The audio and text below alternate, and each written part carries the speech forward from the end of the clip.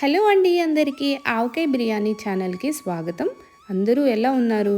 ఈరోజు రెసిపీ ఏంటంటే ఈజీగా ఎగ్ బిర్యానీ. ఉడకబెట్టిన 2 కోడిగుడ్లు, మసాలా దినుసులు, కట్ చేసిన ఆనియన్, పచ్చిమిర్చి, కాసిన్ని టమాటా ముక్కలు అన్నీ రెడీగా పెట్టుకొని పెనం వేడెక్కాక కాస్తంత నూనె పోసి మసాలా దినుసులు అందులో వేసి బాగా వేపుకోవాలండి. ఎప్పుడైనా అతిథుల కోసమో లంచ్ బాక్స్ కోసమో ఈ బిర్యానీ స్పెషల్గా చేసుకోవచ్చండి. ఇప్పుడు ఇందులో కట్ చేసి పెట్టుకున్న పచ్చిమిర్చి, ఉల్లిపాయ ముక్కల్ని కూడా వేసేసుకోవాలి. కాసేపు మూత పెడితే ఉల్లిపాయ ముక్కలు, పచ్చిమిర్చి బాగా ఉడికిపోతాయి.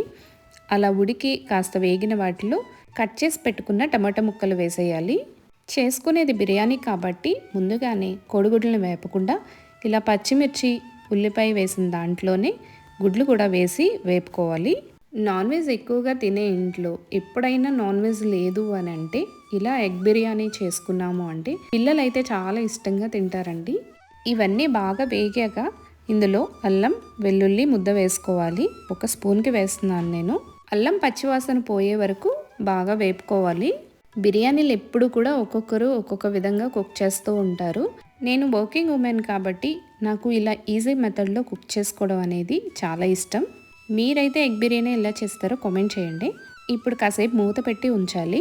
ముందుగా వేసిన మసాలా దినుసుల అరోమా అంతా కూడా ఎగ్స్కి బాగా పడుతుంది అలా మూత పెట్టడం వల్ల. ఇప్పుడు ఇందులో 1/2 చెంచా పసుపు, 1/2 చెంచాకి కారం వేస్తున్నాను. ఉప్పు అనేది రుచికి తగినంత వేసుకొని అన్నీ కలిసేలాగా బాగా కలుపుకోవాలి.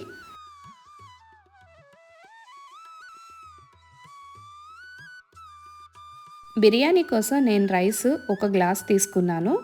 ఇప్పుడు ఇందులో వాటర్ 1.5 గ్లాస్కి వేస్తాను. నేను బాస్మతి రైస్ గ్లాస్ తీసుకొని అరగంట ముందే నానబెట్టి ఉంచాను. బాగా నానిపోయి ఉంటుంది కాబట్టి నీరు ఎక్కువ పెడితే ముద్దగా అయిపోతుంది రైస్ మొత్తం. అందుకనే వాటర్ అనేది 1.5 గ్లాసుకి సరిపోతుంది. నీళ్లు పోసిన తర్వాత మూత పెట్టి కాసేపు మరగనివ్వాలి. వాటర్ అయితే బాగా మరిగిపోయాయి. ఇప్పుడు ఇందులో రైస్ వేసేసుకోవచ్చు. బాస్మతి రైస్ విరిగిపోకుండా ఉండడం కోసం నేను రైస్ని బాగా వాటర్ లేకుండా తీసి పక్కన పెట్టాను. ఇప్పుడు అది నీళ్ళలో మునిగే వరకు వేసుకొని కరెక్ట్గా క్వాంటిటీ అయితే సరిపోతుంది. నీళ్ళు ఎన్ని తేలాయో చూసినప్పుడే మనకి సరిపోయినాయా లేదా అని అర్థమవుతుంది. ఇప్పుడు నేను ఇందులో మసాలా పౌడర్ వేస్తున్నాను. ఇంట్లో చేసుకున్న మసాలా కనుక ఇది చాలా ఘాటుగా ఉంటుంది. సో నేను ఇది 1 స్పూన్కి వేసాను. టేస్ట్కి సరిపడా ఉప్పు అన్నీ సరిపోయలేదో చెక్ చేసుకొని అంతా బాగా కలిపి మూత పెట్టి ఒక 10 నిమిషాలు వదిలేస్తే బిర్యానీ అయితే రెడీ అయిపోతుంది. స్టవ్ అయితే సిమ్లో పెట్టుకొని ఉంచుకోవాలి. సో చూడండి, మూత తీస్తే మీకు ఎక్కడ కూడా బాస్మతి రైస్ బ్రేక్ అయినట్టు కనిపించదు. సో ఇది ఒక తెర నీళ్ళు ఉన్నాయి, ఇంకా కొంచెం ఒకసారి కలుపుకోవాలి. కాస్త చెమ్మ ఉన్నప్పుడే ఒకసారి కలిపి మూత పెట్టుకుంటే ఇంకా బాగా కుక్ అవుతుంది. సో ఎగ్ బిర్యానీ అయితే రెడీ అయిపోయినట్లే. ఎప్పుడు చికెన్ బిర్యానీయే కాదు, ఇలా ఈజీగా అప్పుడప్పుడు ఎగ్ బిర్యానీ కూడా కుక్ చేసుకోవచ్చు.